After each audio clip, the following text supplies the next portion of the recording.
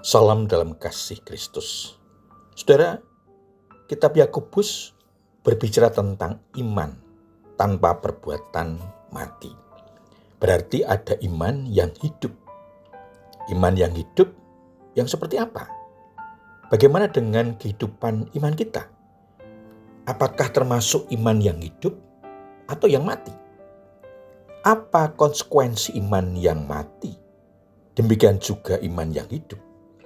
Apakah ada hubungannya dengan keselamatan? Demikian juga dengan berkat-berkat dalam kehidupan. Mari kita dengar dan renungkan bersama firman Tuhan dalam renungan ajaran hidup untuk menemukan jawaban dari pertanyaan tadi. Sebelumnya mari kita mohon berkat Tuhan di dalam doa.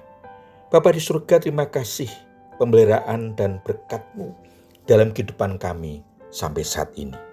Terima kasih Engkau memberkati kami, keselamatan, kesehatan, kekuatan, penghiburan, jalan keluar dalam kehidupan kami, sehingga Engkau memampukan kami bertahan menghadapi pergumulan dalam kehidupan, sehingga tetap percaya kepadamu, Tuhan Yesus Kristus, Juru Selamat kami yang hidup. Sebentar lagi kami akan menerima firman-Mu, Roh Kudus, memampukan kami untuk dapat menerapkan dalam kehidupan kami sehari-hari. Mohon ampun atas kesalahan dan dosa-dosa kami. Di dalam Tuhan Yesus Kristus doa ini kami panjatkan. Amin. Saudaraku yang dikasihi Tuhan Yesus Kristus, firman Tuhan yang akan kita terima diambil dari kitab Yakobus pasal 2 ayat 14 yang tertulis demikian. Apa gunanya, saudara-saudaraku, jika seseorang mengatakan bahwa ia mempunyai iman, padahal ia tidak mempunyai perbuatan? Dapatkah iman itu menyelamatkan dia? Demikianlah firman Tuhan.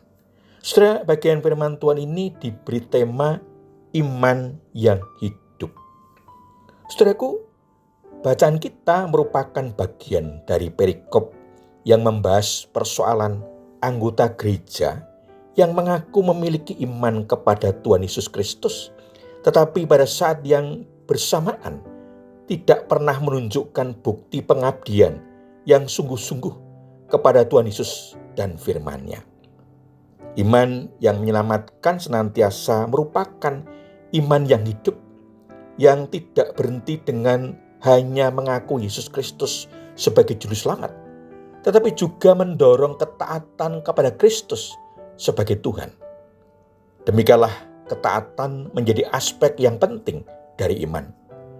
Hanya orang yang taat dapat percaya, dan orang percaya dapat taat. Yakobus menekankan bahwa iman yang sejati harus aktif menampakkan dalam tindakan dan tekun sehingga mewujudkan iman yang hidup. Saudaraku, menjadi jelas bagi kita, iman yang hidup berbeda dengan iman yang mati. Permasalahannya, iman kita termasuk iman yang mana? Sedangkan iman yang menyelamatkan adalah iman yang hidup.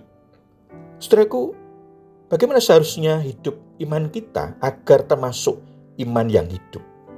Yang pertama, iman yang hidup nampak dalam tindakan yang menunjukkan ketaatan kepada Tuhan Yesus dan firman-Nya.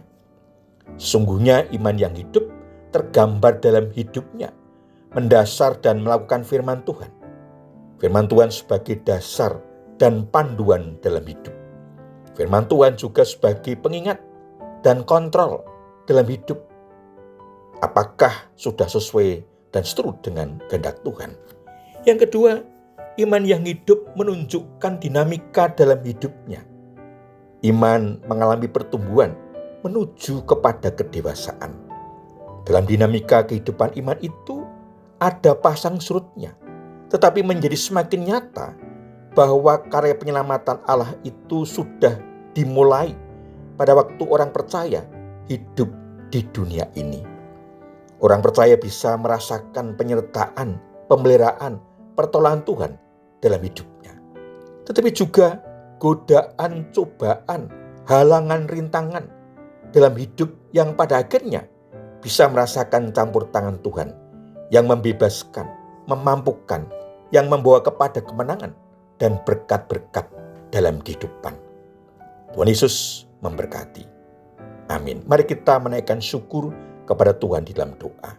Bapa di surga, terima kasih firman-Mu yang telah menolong kami, agar iman kami menjadi iman yang hidup, sehingga hidup kami di dunia tidak sia-sia.